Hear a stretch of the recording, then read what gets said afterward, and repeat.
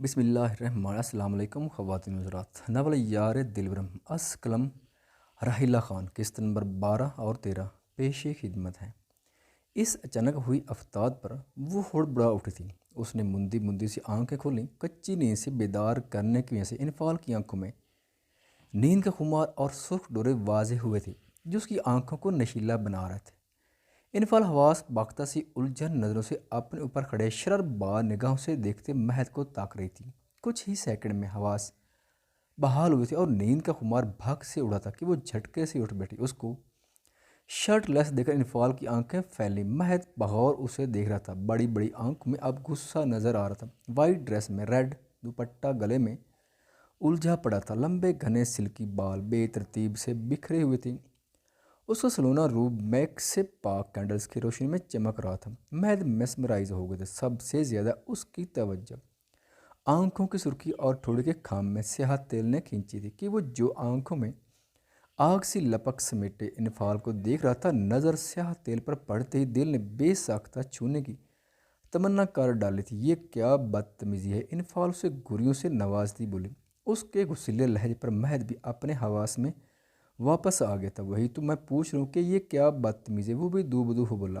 اس کے یوں گرجن پر انفال نے جھرجھری سے لی اور آنکھیں سکیڑے اسے دیکھا، گویا اپنی بدتمیزی جاننے چاہیے۔ تبھی نظر پھر سے اس کے چوڑے مضبوط وسیع سینے پر پڑی جس پر پانی کی بوندیں چمک رہی تھی۔ بے ساختہ اس نے حلق ترک کرتے نظروں کا زاویہ بدلا۔ آپ کو ذرا تمیز نہیں، کسی سوئے ہوئے کی نیند میں خلل نہیں ڈالنا چاہیے۔ انفال آلتی پالتی مار کر بیڈ پر بیٹھے دونوں ہاتھ گود میں رکھ کر ناخنوں سے چھیڑ خانی کرتے بولی۔ شادی کے ساتھ ہی اس کا ڈر وہیں رہ گیا تھا اور وہ مہد کے ہمراہ اس کے کمرے میں نڈر ہو کر آئی تھی۔ ویسے بھی سب گھر والوں کی سپورٹ نے اسے مہد کے سامنے بہادر بنا دیا تھا، جبکہ مہد جو پہلے ہی کھول رہا تھا، اوپر سے اس کی چلتی زبان کے جوہر اس کے اندر لاوا پکا گئے تھے۔ مس تمیز صاحبہ، تم میرے کمرے پر حق نہیں جما سکتی، اوپر سے میری سائڈ پر پڑی اور تمیز مجھے بتا رہے، جبکہ تمہیں تو صوفے پر سونا چاہیے۔ میں ہرگز تمہارے ساتھ اپنا بیڈ شیئر نہیں کر سکتا۔ اس سے پہلے کہ میں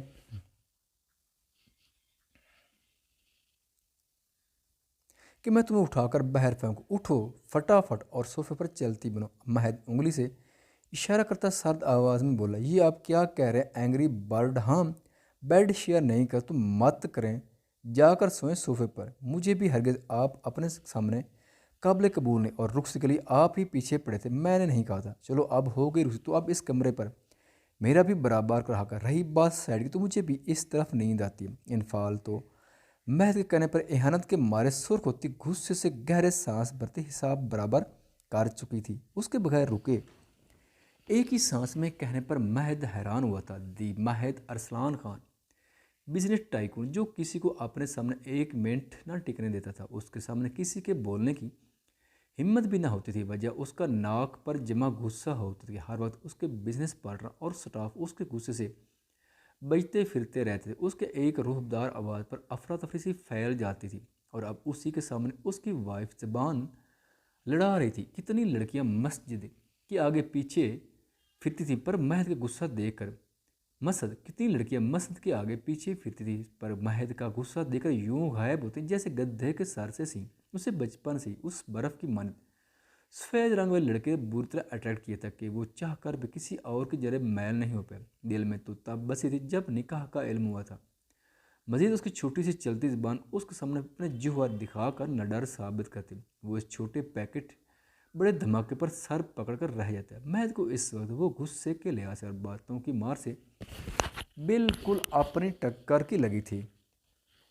بے ساختہ اس کے لبوں پر دل فریب مسکراہٹ رقص ہوئی جس سے وہ بڑی پھرتی سے نچلا دانتوں تلے دبا کر انفال سے چھپا گیا۔ اسے ہنسی آتی کہ یہ چھوٹی سی لڑکی اپنے قد اور عمر کی پرواہ کیے بغیر اسے ڈرانے دھمکانے اور اڈا دینے پر تولی تھی۔ کیا وہ بھول گئی تھی کہ سامنے اس کا شوہر ہے جو ہر طرح کا حق رکھتا ہے؟ آئی لائک اٹ، تمہارا ایٹیچیوڈ مجھے پسند ہے، پر ابھی بھی کچھ کمی ہے۔ ٹریلا دے لیا ہو تو اٹھو یہاں سے، کیونکہ تمہیں تو میں یہاں سونے نہیں دوں گا۔ وہ بھاری روبدار آواز میں بولا، نہیں اٹھوں گی، مجھے بھی نیند ہے۔ اب اگر مجھے اٹھانے کا کہا تو میں ابھی اس وقت اپنے روم میں چلی جاؤں اور پھر صبح دیتے رہنا سب کو صفائیاں۔ انفال بھڑک اٹھی تھی، تو تم نہیں اٹھو گی؟ مہد دو قدم کا فاصلہ ختم کرتے اس کے سر پر مشتمل ہوا۔ نہیں آپ کو سمجھ نہیں، ارے ایک تو میری نیند بگاڑ دی، اوپر سے مجھے ہی اٹھا رہے۔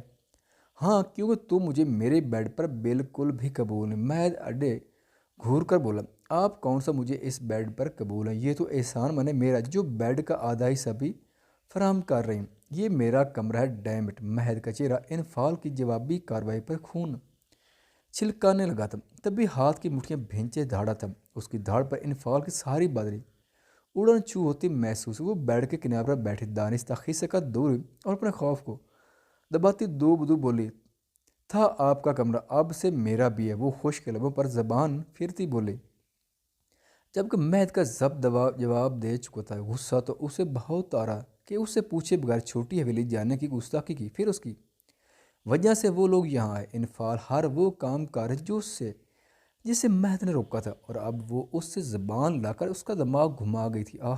تبھی وہ بڑی اچانک سے جارحانہ تہوار لیے اس کو بازو سے پکڑ اپنے جانب گھسیٹ کر بیڈ پر دھکا دیتا، پوری طرح اس پر جھکا تھا اور اس کے بازوؤں کو اپنی آہنی گرفت میں لیے سر کے اوپر بیڈ سے پن کر چکا تھا کہ انفعال جو دل میں ورد کر رہی تھی، اس اچانک ہوئی افتاد پر خوف اور گھبراہٹ کے مارے دبی دبی سی چیخ نکلی۔ وہ آنکھیں پھاڑے اپنے اوپر جھکے مہد کو دیکھ رہی تھی، جو اس کے دائیں بائیں ہاتھ اپنی قید میں کیے خونخوار نظروں سے گور رہا تھا۔ مجھے صوفے پر نیند آتی، میں کبھی نہیں سوئی۔ انفعال اس کے تیور دیکھ دھڑکتے دل سے بولی اور گھبرا کر زور سے آنکھیں میچ لی۔ اس کی روان سی آواز پر مہد کا دل پسیج گیا کہ سارا غصہ جھاگ کی مانند بیٹھ گیا۔ وہ جو اس کا دماغ درست کرنے کا ارادہ رکھتا تھا، اس سے بچنے کو آنکھیں زور سے میچیں دیکھ کر دل نے بیٹ مس کی تھی۔ انفعال کو اپنی ٹھوڑی اور گردن پر اس کی گرم جھلساتی تپش محسوس ہوئی تو دل کانوں میں دھڑکنے لگا، جبکہ جسم سے جان نکلتی محسوس ہوئی۔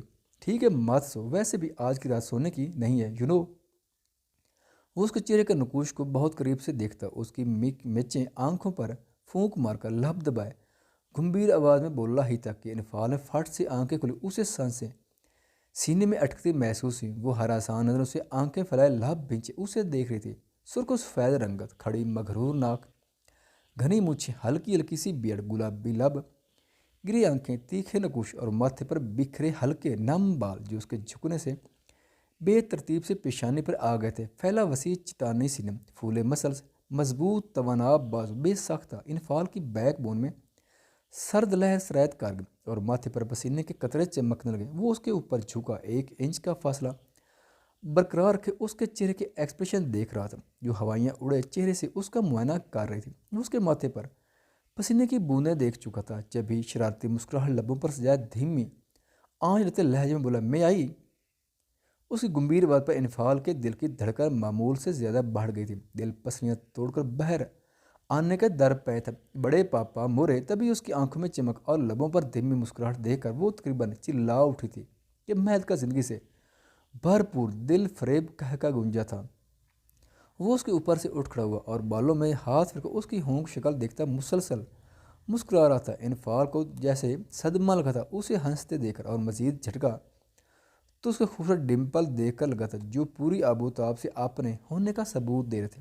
وہ اسی پوزیشن میں پڑی مہد کو دیکھ رہی تھی، جو اب دونوں ہاتھ ٹراؤزر کے پاکٹ میں ڈالے اس کو گہری نظروں سے دیکھ رہا تھا۔ تبھی اس کو پلک نہ چپکتے دیکھ مہد نے مزید شرار سے آنکھ وینک کی، اور وہ جو اس کی مسکراہٹ میں کھوئی تھی ہوش کی دنیا میں لوٹی اور فوراً اسے اٹھ کر بیٹھتی، یہاں سے وہاں دیکھتی، خجالت مٹاتی۔ مہد کو کافی کیوٹ لگی تھی۔ انٹرسٹنگ، آگے چل کر تمہارے ساتھ کافی مزہ آنے والا ہے۔ وہ نچلے لب کا کنارہ دبائے اس کے روشن چہرے کو نگاہوں کے اثار میں لیے بولا۔ تبھی انفعال تن فن کرتی بیڈ کے اوپر کھڑی ہوئی۔ دیکھیں، وہ غصے سے سرخ ناک اور چہرہ لیے سرخ مرچی لگ رہی تھی۔ دیکھو، مہد بھی اسی کے انداز میں اسے خود کے برابر کھڑا دیکھ رہا، بولا، میری بات سناؤ، آپ مجھے یہاں سونے دیں گے یا نہیں؟ انفعال عاجز آ کر نہیں۔ مہد نے فوراً سے انکار کیا، تو پھر آپ کیسے سو سکتے ہیں؟ کیونکہ یہ میرا کمرہ، میرا بیڈ ہے۔ مہد کندھے اچکاتا بولا، تو میرا کمرہ بھی ہے، بے شک ہے، پر میرا زیادہ کہ اس لیے تم یہاں نہیں سو سکتی۔ وہ اس کو سمجھنے کا موقع دیے بغیر اٹھا کر کندھے پر ڈال چکا تھا۔ چھوڑے مجھے، یہ کیا بےہودگی ہے؟ وہ اس کا کندھا بچے گھرا اٹھے۔ بےہودگی ابھی دکھائی کا ہے مس مرچی، یہ ہے تمہارا بیڈ۔ وہ اسے صوفے پر پٹک کر سنجیدہ لہجے میں بولا، جتنی تمہاری صحت ہے تمہاری ہے تو یہ بھی بیڈ ہے۔ مہد نے گورا، میں یہاں نہیں سوؤں گی، میں ابھی جا کر بڑے پاپا کو بتاتی کہ آپ مجھے بیڈ پر سونے نہیں دے رہے۔ وہ آنکھوں میں نمی کا عنصر لیے صوفے سے اٹھی اور دروازے کی جانب قدم بڑھا۔ اس کا دل بہت زیادہ رونے کا کر رہا تھا، وہ بمشکل سے آنسو بہنے سے کنٹرول کیے ہوئے تھے۔ اگر اس کمرے سے باہر نکلے تو واپس وہی چیئر پر آؤ گے، اس لیے شرافت سے واپس آؤ، میں سرد آواز میں دھمکی دیتا بولا۔ پر وہ رکے بغیر دروازے کی جانب بڑھی اور قریب پہنچ کر ہینڈل سے پکڑ کر کھولنا چاہا، پر دروازہ نہیں کھلا۔ اس کے گھمانے پر بھی وہ نہ کھلا، جبکہ مہد شعلہ برساتی نظروں سے اس کی کارروائی دیکھ رہا تھا۔ کوشش کر لی ہو تو اب واپس آ جاؤ، اور خبردار جو یہاں سے ہلی تو سکون سے سو جاؤ اور مجھے سونے دو، ورنہ تمہارے لیے اچھا نہیں ہوگا۔ وہ اسے آنکھیں دکھا کر زو مانی لہجے میں وارن کرتا شان بے نیاز سے بیڈ کی جانب چال دیا، جبکہ انفال پیچتاب کھا کر بڑھ بڑھتی واپس آئی اور غصے سے صوفے پر بیٹھ گئی۔ گڈ گرل، سو جاؤ اب، صبح جلدی اٹھ کر میری پیکنگ بھی کرنی ہے تم نے۔ وہ اس کو واپس آتا دیکھ مسکراہٹ دبائے بولا اور کمبل اس پر پھینک کر اوندھے منہ بیڈ پر گرنے کے انداز میں لیٹ کر تکیے میں چہرہ چھپا گیا، جبکہ انفال نے اس کے پھینکے کمبل کو غصے سے نوچ کر زمین پر پھینکا۔ باگڑ بلا، جلاد، جن، میری نیند خراب کر خود آرام سے سو رہا اور نہ مجھے باہر جانے دی، میں بھی دیکھتی ہوں کیسے سوتے ہیں آپ۔ وہ بڑبڑاتی اسے سکون سے سوتے دیکھ رہی تھی۔ ٹھیک 10 منٹ بعد وہ مہد کے سونے جانے کا خیال کرتے احتیاط سے اپنے جگہ سے اٹھی۔ اس دوران اس کی نظریں مہد کی چوڑی پشت پر جمی تھی، وہ پھونک پھونک کر قدم رکھتی، دونوں ہاتھوں میں دوپٹے کے پلو بچے واش روم کی جانب گئی اور کچھ ہی منٹوں میں بڑی مشکل سے پانی کی بھری بالٹی اٹھائے باہر نکلی۔ اس دوران اس کا پورا جسم مہد کے جاگ جانے کے خوف سے پسینے سے شرابور ہو گیا تھا۔ وہ اپنے طریقے سے اسے اٹھانا چاہتے تھے، اگر مہد پہلے جاگے تو اس کا پلان چوپٹ ہونے میں دیر نہیں لگنی تھی اور اسے جو صوفہ کم بیڈ فراہم ہوا تھا اس سے معروم الگ ہونا تھا۔ انفال بڑے تعمل سے بالٹی اٹھائے بیڈ کے قریب آئے۔ 5 تک گننے کے بعد وہ پانی کی بھری بالٹی مہد پر اچھال چکی تھی۔ وہ جو سو رہا تھا ابھی آنکھ لگی ہی تھی کہ اپنے اوپر سیلاب آتا محسوس ہوا، جیسے کسی نے پول میں پھینک دیو۔ تبھی وہ ہاتھ بڑھا کر اٹھا کے نظر سامنے کھڑی انفال پہ پڑے۔ What the hell is this stupid girl? مہد ایک دم دھڑا تھا کیونکہ وہ سارا بھیگ گیا تھا، ساتھ ہی بیڈ بھی پانی سے گیلا ہو چکا تھا۔ اس کی دھاڑ پر انفال نے جوری سی لی اور پھر بھاگ کر بالٹی واپس رکھا اس کے سامنے۔ اگر میں یہاں نہیں سو تو آپ بھی نہیں، گڈ نائٹ، میں تو چلی سونے، اب آپ آرام سے اپنے بستر پر سوئیں، وہ مسکرا کر کہتی تیزی سے بھاگ کر صوفے کی جانب آئے اور اس کی شعلہ بار نگاہوں کی پرواہ کیے بغیر نیچے سے کمبل اٹھا کر پوری طرح خود پر تان گئی۔ مہد کا غصے سے برا حال تھا، اس کی حرکت پر ماتھے پر بے شمار بال پڑے۔ تمہیں تو میں بڑا سلاتا ہوں چیونٹی، مہد نے دانت پیسے جبکہ اس کی بات سنتی انفال نے کمبل کے اندر آنکھیں زور سے میچ لیں۔ وہ لاب بینچے بیڈ سے اٹھا اور وارڈروب سے دوسرا ٹراؤزر نکال کر ڈریسنگ روم بند ہو گیا۔ کچھ دیر بعد وہ چینج کر کے بہرا اور جبڑے بھینچی اس کی جانب بڑھا۔ انفال کمبل میں خوف زدہ پسی پڑی تھی، اسے چاہ کر بھی نیند نہیں آ رہی تھی۔ جب بھی مہد نے بڑی اچانک سے اسے کمبل سمیت بازو میں بھر کر ساتھ پڑی کرسی پر ڈالا اور خود اس کی جگہ پر لیٹ گیا۔ وہ سب اتنی اچانک ہوا کمبل میں الجھی انفال سمجھ بھی نہ پائی۔ اس نے تیزی سے کمبل خود سے اتارا اور گول مول کرتے ساتھ لگائے اس کی جانب بڑھے، جو سپاٹ چلی ایک بازو سر کے نیچے رکھے چت لیٹا چھت کو گھور رہا تھا۔ یہ میری جگہ ہے، انفال حیرت سے آنکھیں پھیلائے بولے، تمہیں تو یہاں سنا نہیں تھا، جاؤ سو اس بیڈ پر، میرا دماغ نہ کھاؤ اب۔ مہد اس کو بنا دیکھے دانت پیستے بولا، پر اب سونا ہے مجھے، یہ پانی پھینکنے سے پہلے سوچنا چاہیے تھا، مہد نے کہہ کر آنکھیں موند لی۔ انفال اس کو اپنی جگہ پر قبضہ جماعت دے کر رونے صورت لی کرسی کی جانب بڑھے۔ جبھی مہد نے اس کی کلائی پکڑ کر جھٹکا دے کر کھینچا کہ وہ لہرا کر اس کے سینے پر آ گئی، ہاتھ میں پکڑا کمبل ایک بار پھر سے چھوٹ کر فرش پر گرا تھا۔ اس نے سینے پر گرنے سے انفال یکدم گڑبڑائے، دل تیزی سے دھڑکنے لگا تھا، اس کے بال مہد کے چہرے پر گھٹا بن کر چھا گئے، جبکہ وہ ایک بازو ہنوز سر کے نیچے رکھے دوسرے سے اس کی نازک کمر کے گرد حصار باندھ کر اسے سختی سے سینے میں بھینچ گیا۔ یہ کیا کر رہے ہیں آپ، چھوڑے مجھے۔ انفال اس کے سینے پر ہاتھ رکھے فاصلہ بناتی بولے، جو کہ ناممکن ٹھہرا، میرا دماغ مت کھاؤ، خاموشی سے سو جاؤ ورنہ اٹھا کر نیچے پھینک دوں گا۔ وہ درستگی سے بولا۔ یہ لڑکی اس کا صبر آزما رہی تھی، اس کا نرم و نازک سراپا اس کی حواسوں پر چھا رہا تھا، جبکہ انفال کا دل اتنی زور سے دھڑک رہا تھا جس کی دھڑکن مہد بخوبی اپنے سینے پر محسوس کر رہا تھا۔ وہ مزاحمت کرتی لڑ رہی تھی، انفال کے ریشمی بال ہنوز مہد کے چہرے پر بکھرے تھے، وہ آنکھیں موندے ان کی خوشبو سینے میں اتار رہا تھا۔ مہد کی قربت انفال پر بھاری پڑ رہی تھی، بے ساختہ اس کی آنکھ سے آنسو ٹوٹ کر مہد کے سینے پر گرا۔ برہانہ برسات برسانا بند کرو، یہ سب تمہاری وجہ سے ہوا ہے، اب بھگتو۔ یک کے بعد دیگرے آنسو اپنے سینے پر گرتے محسوس کر کے مہد جھنجھلا کر بولا، جب کہ انفال مزاحمت تار کرتی اس کے سینے پر اپنے بڑے نخرے کھبو دے۔ مہد نے درد محسوس کرتے لب بنچے اور ہاتھ اس کی نازک کمر سے ہٹا کر اس کے بال مٹھی میں دبوچ کر ہلکا سا جھٹکا دیا۔ سی انفال کی سسکی نکلی، میری پناہوں میں پڑی ہو، سوچ سمجھ کر پنگے لو۔ وہ اس کے کان کے قریب گھمبیر آواز میں بولا اور کمبل کھینچ کر دونوں پر ڈالا۔ انفال اس کے حصار میں مچل کر مہد مچلی انفال اس کے حصار میں مچلی کہ مہد نے اس کی کمر پر گرفت اور مضبوط کر دی۔ انفال نے اب کی بار خاموش رہنے میں ہی عافیت جانی اسے مہد سے ڈھیروں شرح ماری تھی۔ وہ اٹھ کر بھاگ جانا چاہتی تھی پر ہلنے سے قاصر تھی۔ اس کے نازک کمر پر اس کا آہنی بازو جمع تھا۔ انفال کو اپنی غلطی پر پچھتاوا ہو رہا تھا، پر اب کیا فائدہ، وہ بھی مہد تھا۔ اس کے ہوش اڑانے کا کیا خوب طریقہ نکالا تھا کہ وہ سہمیوں سانس روکے اس کی قربت میں اس کے سینے پر لیٹی ہوئی تھی۔ انفال کی دھڑکنیں ڈر، خوف، شرم اور جھجک سے تیز تر ہوتی جا رہی تھی۔ تبھی مہد نے اس کی کمر پر دباؤ بڑھایا، ریلیکس ہو کر سو جاؤ، ویسے بھی اب صبح ہونے میں کچھ ہی گھنٹے بچے ہیں۔ اب کی بار مہد نے نرمی سے کہا تو وہ گہرا سانس بھر کر آنکھیں میچ گئی۔ جبکہ مہد کی رات آنکھوں میں ہی کٹنی تھی، اب اسے نیند کہاں آنے والی تھی۔ وہ اس کی دھڑکنوں کو سنتا اس کے بالوں میں چہرہ چھپائے اسے محسوس کر رہا تھا۔ وہ پوری شان سے اس کے سینے پر سر ٹکائے سو گئی تھی۔ صبح کاذب نمودار ہوئی تھی، اندھیرے سے پھوٹتی ہلکی ہلکی روشنی بتدریج بڑھتی جاتی۔ اس مدھم اندھیرے اور مدھم ہی روشنی میں چہچہاتے پرندوں کا شور بہت بلا لگ رہا تھا، جو صبح ہوئی صبح اپنے آشیانے سے رزق کے لیے تولیوں کی شکل میں اڑتے بہت خوبصورت لگے تھے اور اپنی چہچہاٹ سے ماحول میں سر بکھیرے تھے۔ ٹھنڈی ہوائیں چل رہی تھی، اس میں پھولوں کی مہک سانسوں میں اتر جانے کی حد تک بھلی لگ رہی تھی۔ ایسے میں اگر دیکھا جائے تو خان حویلی کے بڑے سے لان میں خانم بھی اپنے تخت پر بیٹھی تسبیح کر رہی تھی، ساتھ ہی ان کی شمیلہ بیگم اور شائستہ بھی کرسیوں پر براجمان تھیں، جو نماز ادا کر کے یہاں آ گئی تھی اور صبح صادق کو طلوع ہوتے دیکھ رہی تھی، ساتھ ہی ہلکی پھلکی باتوں میں مگن تھیں۔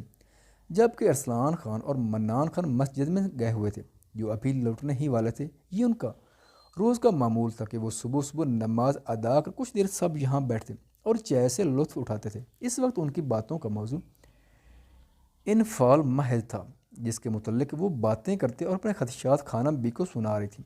تبھی وہاں ارسلان خان اور منان خان چلے آئے۔ ان کے آتے ہی خانم بی ان کو اپنے بچوں پر سختی کرنے کی تلقین کر کہ باپ چچا تو مسجد میں جاتے ہیں اور بیٹے دوپہر تک سوتے رہتے ہیں، جبکہ دوسری جانب گھر کے لڑکے یوں پڑے تھے جیسے کسی نے نشے کی گولیاں دی تھیں۔ خانم بی کی لاکھ ڈانٹ پھٹکار ان پر اثر مرتب نہ کرتی تھی کہ وہ سب رات دیر تک پڑھائی کا بہانہ گھڑ کر صبح روز سورج کے طلوع ہونے پر اٹھتے تھے، اور اب جب کہ سوائے انفال کے باقی سب پڑھائی سے نجات پا چکے تھے، تو آج ان سب فوج کو خانم بی خاص شربت پلانے والے تھے کہ جب ان کا دل کرتا اٹھتے، اگر نماز کا وقت ہو تو ادا کر لیں، ورنہ اپنے کمروں سے اس وقت جب یونیورسٹی جانے کا وقت ہوتا، جب لڑکیاں ماشاء اللہ سے صبح کی نماز ضرور ادا کرتی تھیں، باقی اکثر اوقات بھول جاتی تھیں، جن پر خانم بی اور مورے کے غصے اور عتاب کا نشانہ بنتی تھیں۔ اور انفال کے تو رنگ ہی نرالے تھے، اٹھنے میں تو اسے جھنجھوڑ کر باقاعدہ واسطے دے کر اٹھایا جاتا تھا کہ جب تک نماز کا وقت ختم ہو جایا کرتا تھا۔ خانم بی اپنے نالائق پوتے پوتیوں سے خاصا نالاں تھے، وہ سب باتوں میں مگن تھے۔ تبھی روشن نے سر پر دوپٹہ ٹکائے ان کے پاس چلی گئی۔ آج ہماری آنکھیں کو نہ جانے کیا ہو گیا، خانم بی آنکھیں ملتی بھرپور سنجیدگی سے بولی۔ خانم بی کیا ہوا ہے؟ سب نے پریشانی سے پوچھا۔ مجھے روشنی نظر آ رہی ہے، وہ لب دبائے بولی تو سب مسکرا دی، جبکہ روشن نے ان کے لطیف سے مذاق پر مسکرا بھی نہ سکی اور سر جھکا گئی۔ اگر حویلی کے اندرونی حصے میں دیکھا جائے تو لاؤنج کے ختم ہوتے ہی سیڑھیاں تھیں، جو آگے جا کر دائیں بائیں حصوں میں تقسیم ہو رہی تھیں، اور ایک حصہ ان کے وسط سے گزر رہا تھا، جبکہ دائیں جانب اپنی راہداریوں سے گزر کر ایک بڑا سا روم تھا جو قدرے خاموش اور پرسکون سا حصہ تھا۔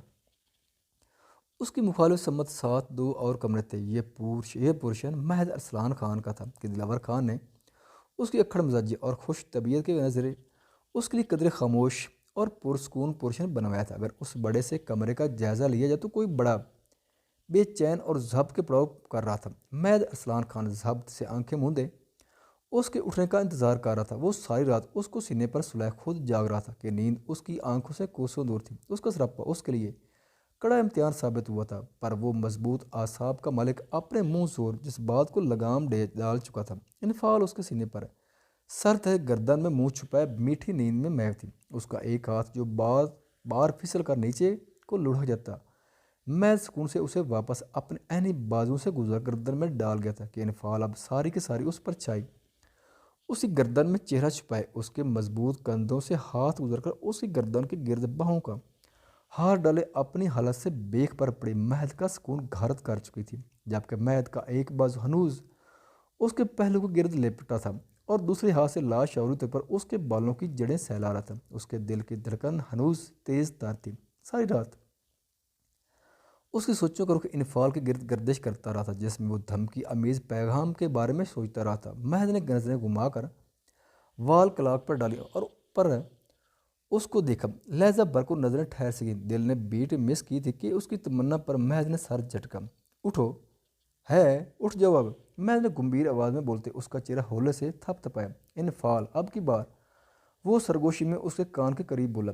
اٹھ جاؤ، صبح ہو گئی ہے۔ مہد نے اس کے بال سہلاتے ساتھ کمر پر دباؤ بڑھایا۔ مورے سونے دیں تھوڑی دیر، وہ تھوڑا سا کسمساؤ اور خمار میں ڈوبی آواز میں بول کر واپس سے چہرہ چھپایا۔ مورے نہیں، آپ کا شوہر جس کی پناہوں میں آپ اس وقت پڑی ہیں بیگم صاحبہ، مہد نے کہہ کر ہلکا سا جھٹکا اس کے بالوں کو دیا کہ انفعال کی نیند بھاگ سے اڑی۔ اس کی چہرہ گردن سے نکالے اسے دیکھا۔ تم، وہ حیرت زدہ لہجے میں بولے۔ واٹ؟ اس کے تم کہنے پر مہد کی پیشانی پر بلوغ کا حیاجال پڑا، چہرے پر ناگ واریت دارے مطلب آپ، ہم، مہد نے ہنکار بھر گویا آگے بولنے کا۔ میں یہاں کیسے؟ وہ بے حد نزدیک اس کے چہرے پر جھکی، 1 انچ کا فاصلہ کہ اس سے اتفاق کرتی الجھی سی لگی۔ اس کے پوچھنے پر مہد نے خاص جاننے والی نظروں سے دیکھا اور اس کو اپنی گرفت سے آزاد کیا۔ نیند سے جاگو گی تو اپنی کارستانی سمجھ جائے گی۔ مہد نے اس کے ہنک پن پر چوٹ کی کہ وہ رات کا واقعی یاد آتی ہڑبڑا کر اٹھنے لگی تھی۔ ایک دم کھنچاؤ کا بحث واپس اس کے سینے پر گری۔ اس نے مہد کے گرد باہوں کا احسار جوں جوں کا توں برقرار رکھا تھا کہ وہ اٹھتے وقت بھول گئی تھی۔ گڑ بڑا کر اس نے اپنے بازو اس کی گردن سے نکال لے۔ مہد نے لاب بھینچے جبکہ انفعال کے چہرے پر ہوائیاں رقص کر رہی تھی۔ وہ رواں سی صورت لی، اس کی آنکھوں میں سرخی دیکھ کر حلق تار کرتی پھر سے اٹھنے لگی تھی کہ درام سے اس کے سینے پر گری۔ اس کے گرنے سے مہد کو تو کچھ نہیں ہوا، پر انفعال کی چھوٹی سی ناک مہد کے سینے پر زور سے ٹکرائی تھی۔ آہ! بے سختہ درد کے بعد اس کے منہ سے کرہا نکلی۔ محترمہ، حکم عالیہ، میرے لیے خوشی کی بات ہے آپ کو میری قربت اس قدر بھاگی کہ آپ کے لیے میری قربت سے نکلنا اس قدر ناگزیر ہو رہا ہے، پر گستاخی معاف غلام کو فریش ہونے کا موقع فراہم کیجیے۔ وہ اس کی سرخ ناک پر نظریں جمائے حتی الامکان لہجے کو سرد اپنائے بولا۔ انفعال خسیانی سی ہوتی آنکھوں میں نملی پھر سے اٹھنے لگی۔ اب کی بار وہ پھر سے گرتی کہ جلدی سے صوفے کو دبوچ کی۔ وہ مہد کے اوپر اس طرح پڑی تھی کہ لجاجت سے اسے رونا آ رہا تھا، کیونکہ اس کا دوپٹہ مہد کے نیچے دبا ہوا تھا کہ اس بار دوپٹہ میں کھنچاؤ پڑتے وہ پھر سے گرنے کو تھی۔ مہد ہنوز لیٹا بغور اس کا جائزہ لے رہا تھا جب ہی جھٹکے سے اسے کھینچ کر اپنے قریب تر کر لیا اور اتنی ہی تیز سے اس کے گرد حصار تانگ کر کے اسے ساتھ بھینچے صوفے سے اٹھ کھڑا ہوا۔ یہ سب اتنی جلدی ہو کہ انفعال کو سمجھ نہ لگی۔ وہ آنکھیں پھاڑے دھک دھک کرتے دل سے ایک ہی جگہ کو گھورتی سمجھنے کی دقت کر رہی تھی، جبکہ اتنی ہی تیز سے وہ اس کے جادوئی وجود کو چھوڑ کر فاصلہ قائم کر چکا تھا۔ مراقبے سے باہر ہو تو یہ سب صاف کرواؤ۔ وہ بالوں میں ہاتھ پھیر کر بیڈ کی جانب اشارہ کرتے بولا، جبکہ انفعال نے اب نگاہیں اس پر مرکوز کیں۔ وہ کچھ کہنے ہی لگے تھے، پر مہد کی نظروں میں وارننگ دے کر سر ہلا گئے۔ کپڑے نکالو میرے، اور اس کے بعد پیکنگ کر کے ناشتہ بناؤ میرے لیے۔ وہ ایک ساتھ کئی حکم صادر کرتا واش روم کی جانب بڑھا۔ مجھے ناشتہ بنانا نہیں آتا۔ انفعال اس کی چوٹی پشت کو دیکھ کر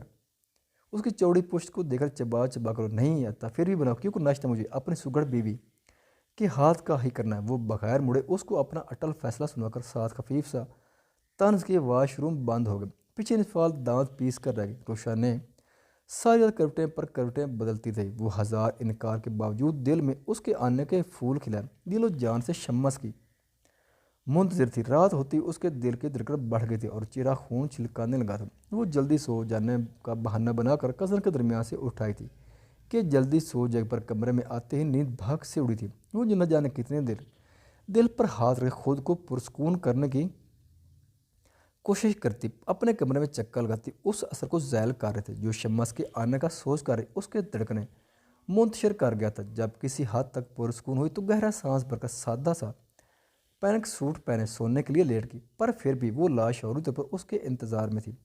घड़ी की टक टक कमरे में गूंज रही थी और इधर आंखें में चिरुशाने की धड़कनें उस घड़ी की हर टिक टिक पर धक धक करती बढ़ रही थी। वक्त आहिस्ता आहिस्ता गुजरता जा रहा था। रात लम्बा लम्बा गहरी होती फिसलती जा रही थी। ना रोशने को नींद आई और ना ही शम्मा से आया था। उसे रोना आने लगा था। कितना बेमोर था वो। उसकी नींदें सुकून तबाह करके उसे अपने इंतज़ार की सूली पर लटकाकर उस पर एतबार करता कि वो उसका इंतज़ार करने लगी। और वो घड़ी को देखती ही रह गई थी और उसके जागने पर उस पर शम्मस के ना आने का तदारुक हो चुका था। यही सोचकर आंखों से आंसू बह निकले थे। वो अनजाने में उसकी नाराज़गी को मज़ीद बढ़ा गया था कि सुबह की अजान के बाद वो लब भींच कर उठी और फ्रेश होकर नमाज अदा कर नीचे चली गई थी। अब कैसी तबीयत है आपकी? वो अयूब खान के नातवा हाथ अपने मजबूत हाथों में लिए इस्तफामिया लहज में गोया, मेरा पोता मेरी आंखों के सामने, तो मुझे क्या होगा सकता है? वो नकातदा आवाज़ में शम्मस के खुबरू वजह चेहरे को नज़रों के हिसार में लिए बोला, हम आपको किस बात का खौफ है दादा जान? क्या आप मुझे इतना कमज़ोर समझते हैं? आपके लिए मैं अभी बचपन वाला ही शम्मस हूँ, पर बाखुदा मैं कमज़ोर और दब जाने वाला तब भी नहीं था, जबकि अब तो मैं दुश्मन की चित्रे उड़ा देने की ताकत रखता हूँ। वो भारी मध्यम आवाज़ बहुत कुछ बावर करा गया। शम्मस की आंखों में सुर्खी इस कदर मुश्तबा थी कि बेसाख्ता अली और खवा ने जोर जोरी सिरी, शम्मस बेटा मैं आपको खोना, हम आपको खोना नहीं चाहते दादा जान, आप और बी जान हमारे जीने का सहारा है। किसी फजूल की धमकी के पेशेंस खुद को मत कर, वरना आपको इस हालत तक पहुंचाने वाले की शाहरा काटरे में पाल नहीं लगाऊंगा। शम्मस अयूब खान की बात काट कर बोला। आखिर में उसका लहजा मोंत के माना हुआ था, जबकि उसकी बात पर सब होल उठे। नहीं बेटा तुम ऐसा कुछ नहीं करोगे, अयूब खान परेशानी से बोले, जबकि शम्मस ने बगैर कुछ कहे उनके हाथों पर बोसा दिया और उन पर अपनी पेशानी पर बोसा दिया। उसके तसली अमेज़ अंदाज पर सबके चेहरे पर मुस्कान खिल गई। क्या कंडीशन है उनकी? वो उठकर कुछ फासले पर डॉक्टर की जानिब बढ़ा, जो अब अयूब खान का मुआयना करके फाइल चेक कर रहा था। उनकी हालत अब बेहतर है, कोशिश करें कि उनको किसी किस्म का स्ट्रेस ना मिले। अब आपको उनका बेहतर से बेहतरीन ख्याल रखना है, मामूली से भी परेशानी उनकी सेहत के लिए गिरान, डॉक्टर मध्यम आवाज़ में बता रहा था। हम वो हनकार बरकर डॉक्टर की बात और हिदायत पर हमतन गोश था, जबकि कुछ फैसले पर खड़ी नरस टिकट की बातें शम्मस खान को देख रही थी। अली जो शम्मस की छोड़ी जगह पर दादा जान के पास बैठा उनको ज़बरदस्ती फ्रूट खिला रहा था कि नज़रें गैर इरादतन नरस पर पड़े तो मुस्कुराहट दबाए उसकी जाने बढ़ा। माशाल्लाह से खूबसूरत सी वाइफ है उनकी, और अब तो बच्चों का भी प्लान है, पर मुझ पर किसी को तरस नहीं आ रहा। पढ़ाई की झंझट में डालकर खुद शादीशुदा ज़िंदगी गुजारें, बस जी क्या बताएं। ये इसी खुशी में तंदो ताज़ा दम हश हश बशाश है, और हम शादी के रोग लगाए खूबसूरत भरपूर नौजवान। अली की बुलंद आवाज़ पर सब ने उसकी जानिब देखा, जहाँ वो नर्स को घेरे खड़ा दांत निको से अपने रोग बताता सबको पहले चौकड़े और फिर मुस्कुराने पर मजबूर कर गए। जबकि नर्स खुजलत का शिकार होती बाहर निकल गई। ये क्या था? शम्मस ने पूरा मेरी भाभी के हक पर डाका डालने की नामुमकिन कोशिश को राख बनाने की मुमकिन कोशिश की थी। अली दांत निकालता अयूब खान के बेड पर उनके साथ बैठ गया। दादा जान अपनी भूतरी नवासी से मिलना है तो जल्द अज जल्द ठीक हो जाए, फिर आपको स्पेशली किसी से मिलवाना है। किससे? आपकी छोटी बहू से। अली शर्माने की नाकाम एक्टिंग करता बोला। अयूब खान बी जान और खबर उसकी हरकत पर मुस्कुरा दिए, जबकि शम्मस उसकी बात पर से झटक कर रह गया। अली शम्मस की जानिब कोई रद्दमल ना पाकर खावर से बोला, खावर जी छोटे साहब, तुम्हारा बड़ा साहब काफ़ी रियूड है। नहीं जी साहब बहुत अच्छा है, तो फिर मुझे विश क्यों नहीं किया? अली हाथ नचाते बोला, किस बात पर छोटे साहब? ये कि मुझे भी कोई पसंद करती है। जबकि खावर खामोश रहा। बोलो। अली ने उसको खामोश पाकर कदरे बुलंद आवाज़ से इस्तफाम किया। वो जी बड़े साहब पहले बीबी जी को आंखों का तसल्ली से मुआयना करवाना चाहते होंगे। जबकि उसकी बात पर अली ने खून खार नजर घूरा था कि वो हड़बड़ाकर फ़ौरन रफू चक्कर हो गए। चले बी जान। शम्मस बी जान की जानिब मुतवज्जा हुआ और उनका हाथ पकड़कर दरवाजे की जानिब बढ़ा। दादा जान का ख्याल रखना है ना, मज़ीद बीमार खावर उधारी है तुम्हारी हरकत और सकनात पर गौर करने के लिए। शम्मस अली को देखकर भारी लहजे में बोलकर बाहर चल दिए। वो रात को अपनी ज़िंदगी से मिलने जा रहे के रास्ते में ही उसे अली ने फ़ोन करके अयूब खान की तबीयत ख़राबी का बताया कि वो मुसलसल फ़ोन कर रहा था पर नंबर बंद था और इस वक्त वो लोग हॉस्पिटल में ही हैं। ये सुनते ही शम्मस सारा मामला समझ चुका था और ज़मीन खान का फुर्सत से फैसला करने का सोचकर वो हॉस्पिटल की जानिब गाड़ी मोड़ गया। इस वक्त वो सब लॉन्च में बैठे खानम बी की डांट मीठी लस्सी की तरह पी थे, जब गोल्डन रंग के सादा से सूट पर रेड काम से भरा दुपट्टा सर पर टिकाया खूबसूरत सी मगर रुहान सी हुई इनफाल नीचे है। जहाँ तक मैंने सुना है نیولی کپل دیر سے اٹھتے ہیں۔ فلک انفال کو آتے دیکھ زرش کے کان میں خسر کے میں نے بھی یہی سنا تھا، پر ان کی بات الگ یہ کہ آگ تو دوسرا بھی آگ ہے۔ زرین دانت نکو سے ہولے سے بولے، مجھے سمجھ نہیں آئی۔ ارے بدھو، یہ رات ایک دوسرے کو کوسنے جلانے میں لگے ہوں گے۔ تمہیں تو پتہ ہے کہ کس حد تک عاجز ہے، اگر ایک برف بھی ہوتا تو دوسرے کو ٹھنڈا کر دے، مگر یہ تپانے میں مگن ہوگا۔ زرین مسکراہٹ دبائے بولی، ویسے بدر بھائی کا رنگ شادی سے پہلے ہی تم پر چڑھ رہا ہے، بعد میں تو تم بدر ہی نظر آنے والی ہو۔ فلک کے مزے لے کر کہنے پر زرین نے ایک دھمکا جڑا، یہ تم لوگ کیا صبح صبح کان کا میل صاف کر رہی ہو؟ بدر ان کی جانب جھکا، انہیں کے انداز میں بولا، آپ کو کس نے دعویٰ دی؟ میری ہونے والی زوجہ نے۔ لو میرے کان بھی صاف کرو۔ بدر ڈٹائے سے چٹکلا چھڑک کان زرین کے سامنے کیا، پیچھے ہٹو۔ زرین جھنجھلائے تو وہ دونوں ہنس دیے، اچھا اکیلے میں صاف کرو گی کیا؟ بدر اس کی جھنجھلاہٹ پر جھج کرتا بولا، خانم بھی دیکھی اپنے چھچورے پوتے کو۔ وہ ایک دم پھٹ پڑی کہ سب نے اسے گھورا اور انفال کی جانب متوجہ ہوئے، جس کی اتری صورت دیکھ کر معاملہ سمجھنے کی کوشش کر رہے تھے۔ کیا ہوا بیٹا؟ مورے اور شمیلہ بیگم گھبرا کر اس کی جانب بڑھی۔ مجھے کھانا بنانا نہیں آتا مورے۔ انفال سر جھکائے روتی بولے، وہ تو مجھے پتہ ہے، رو کیوں رہی ہو؟ کیونکہ مجھے ناشتہ بنانا بھی نہیں آتا۔ اس نے جھنجھلا کر کہا، تو مت بناؤ بیٹا۔ شمیلہ بیگم نے پیار سے کہا، پر مجھے آپ کے جلاد بیٹے نے کہا ہے۔ انفال فرد کیا کہا اس نے؟ یہی کہ ناشتہ میں بناؤں ان کے لیے، اور دھمکی بھی دی ہے اس تھریٹ مین نے۔ وہ روتی ہوئی بولے، یہ مہد نے کہا ہے؟ صاحب نے حیرانگی سے پوچھا، کیوں اس کا پیٹ نہیں ہے کیا؟ وہ سوسو کرتی بولے کہ صاحب کی ہنسی چھوٹ گئی، اسے اپنا معدہ عزیز نہیں کیا۔ بدر حیرانگی کی انتہا یہ بول رہا کہ وہ انفال کا بد ذائقہ کھانا کھا چکے تھے۔ السلام علیکم۔ تبھی وہ اجلت میں سیڑھیاں پھیلا کر آتے ہی ان کو سلام کیا۔ صاحب نے اسے بغاؤ دیکھا جو گرے 3 پیس میں فل تیار بہت خوبصورت لگ رہا تھا۔ کہاں کی تیاری برخوردار؟ اسلان خان نے اخبار فولڈ کر کے ٹیبل پر رکھا۔ اسلام آباد۔ وہ جواب دے کر فون کی جانب متوجہ ہو، آپ کا ولیمہ فی الحال ڈیلے کریں۔ وہ تیز سے انگلیاں چلاتے بولا، اس کا اتنا روب اور دبدبہ تھا کہ چھوٹی چوریک پارٹی اس کے آتے ہی الرٹ ہوئی کہ اس کے غصے سے صاحب کی جان جاتی تھی، اور اس وقت ماہد ارسلان خان کے ماتھے پر شکروں کا جال اس کے بے حد غصے کا پتہ دے رہا تھا۔ وہ سب مہد کے انفال کی جانب متوجہ نہ ہونے کی دعا کر رہے تھے، اس لیے بدر اسے وہاں سے ہٹنے کا اشارہ کر رہا تھا، پر وہ سب کی موجودگی ڈھال بنائے ہنوز کھڑی رہی۔ خود پر نظروں کی تپش محسوس کر کے اس نے سر اٹھا کر اس جانب دیکھا، کیا میرا ناشتہ ریڈی ہے؟ مہد نے خود کو گھورتی انفال کو دیکھ کر ایبروز کیا، جبکہ اس نے موتی نگاہوں سے صاحب کو دیکھا کہ مہد کے سامنے کسی کی نہ چلتی تھی۔ بیٹا کل تو اس کی شادی، آج کچن میں جاتی اچھی لگے گی بھلا؟ شمیلہ بیگم بہو کی سائڈ لیتی بولے، بڑی فکر بہو کی، ویسے ناشتہ میں نے اپنا ہی بنانے کو کہا تھا، جو کہ اس کا فرض ہے۔ مہد انفال کو گھور کر برفیلے لہجے میں بولا، ناشتہ لگ گیا ہے، آ جاؤ۔ ارم بیگم نے صاحب کو اطلاع دی، ٹھیک ہے مجھے اجازت دیں۔ وہ فون کی اسکرین پر کچھ ٹائپ کرتا سنجیدہ لہجے میں بولا، بیٹا ناشتہ اپنی بہو کو سکھا دیجیے گا، واپس آ کر اسی کے ہاتھ کا کروں گا۔ وہ انفال کو تنفر بری نظروں سے گھور کر سب سے ملتا باہر کی جانب بڑھا۔ وہ جب واش روم تھا، انفال اس بات کا فائدہ اٹھا کر اپنے پرانے کمرے میں آ گئی تھی اور جلدی سے فریش ہو کر نیچے آ گئی۔ 10 منٹ بعد مہد جب باہر نکلا تو خالی کمرہ منہ چڑھا رہا تھا۔ انفال نے نہ کپڑے نکالے، نہ پیکنگ کی، اور نہ خود نظر آئی۔ مہد نے غصے سے مٹھیاں بینچی اور انٹرکام پر اپنے خاص ملازم شبیر کو بلا کر اپنی پیکنگ کروائی تھی کہ مہد کا ہر کام وہی کرتا تھا۔ جاؤ مہد کو دروازے تک چھوڑا، خانم بی کے سخت لہجے میں کہنے پر انفال انکار نہ کر پر مہد کے پیچھے قدم بڑھائے۔ وہ جان بوجھ کر سست روی سے چل کے اس کے پہنچنے تک وہ گاڑی میں بیٹھ جائے گا، پر اس کے ارادے دھرے رہ گئے جب وہ اس کو بیچ راستے جارحانہ اندازے کھینچ کر اپنے قریب تر کر چکا تھا، اتنا کہ مہد کی سلگتی سانسیں انفال کا چہرہ جھلسا رہی تھی۔ گرم سانسوں کے تپیڑوں سے انفال کی پلکیں لرز اٹھی تھی اور چہرہ یک لک سرخ پڑا تھا۔ دونوں کے درمیان فاصلہ سمٹ چکا تھا جب مہد نے اپنا بازو اس کی کمر کے گرد لپیٹ کر اپنے سینے سے لگایا، جبکہ دوسرے ہاتھ سے اس کے بال مٹھی میں دبوچ کر چہرہ اپنا روبرو کیا۔ جو حرکت تم نے کی ہے اس کے انجام کے لیے تیار رہنا۔ وہ سرد آواز میں پھنکار کر اسے باور کروا گیا۔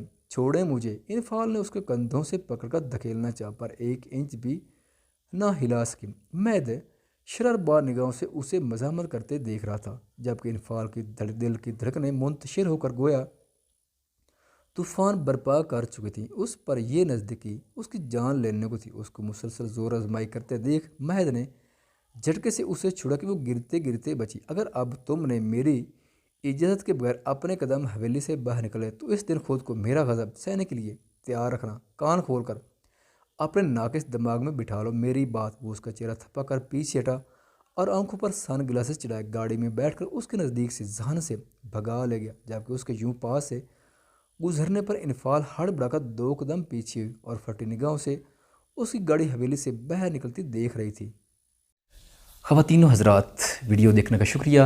अगर वीडियो पसंद आए तो चैनल को सब्सक्राइब करें और साथ ही बेल के आइकन को लाजमी प्रेस करें ताकि आपको आने वाली वीडियोज़ के अपडेट सबसे पहले मिल सकें। खुदा हाफिज़।